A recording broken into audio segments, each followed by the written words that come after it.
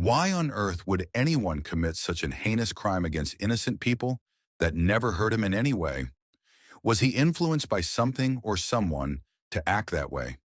Let's watch till the end, because I'm going to reveal to you the main reason why Fernando Ramirez drove his Nissan Versa into the large crowd of people waiting to enter the club at Vermont Hollywood. But before we dive deep into the story, please subscribe to my channel, like, and comment your thoughts. Thank you.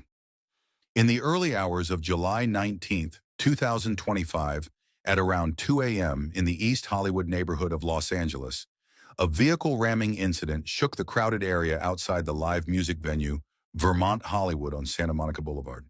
A first-generation Nissan Versa mounted the sidewalk and drove into a line of patrons waiting to enter the club, as well as a taco vending cart and the valet stand in front of the club. The crash injured 30 to 37 people, including several in critical condition. Shortly after the vehicle came to a stop, bystanders pulled the driver out of the car and physically assaulted him. During the chaos, the driver was found to have been shot, and a suspected shooter fled the scene. The driver was identified as Fernando Ramirez, age 29, from San Clemente, California. Police revealed he had an extensive criminal history, at least 11 prior cases, including misdemeanors and felonies, and was on parole at the time of the incident. Although the exact motive remains under investigation, law enforcement sources say Ramirez had been ejected from the nightclub earlier that evening for disruptive and intoxicated behavior, and may have returned in his car to commit the act as revenge or for whatever reason known to him alone. On July 23, 2025, prosecutors charged Ramirez with 37 counts of attempted murder and 37 counts of assault with a deadly weapon, covering the number of injured victims. First responders from the Los Angeles Fire Department, LAFD, arrived to a very chaotic scene with dozens of injured, some with fractures, lacerations, others briefly trapped under the car. Victims were taken to multiple hospitals and trauma centers. At least 7 were reported in critical condition. The driver, Ramirez, after being pulled from the car and beaten by bystanders, he was shot by an unknown individual in the process and was taken to the hospital for treatment. The investigation is still ongoing. Authorities sought a second suspect, the alleged shooter, described as a Hispanic male, 5 feet 6 inches to 5 feet 7 inches, feet tall, wearing a blue Dodgers jacket and light blue shirt.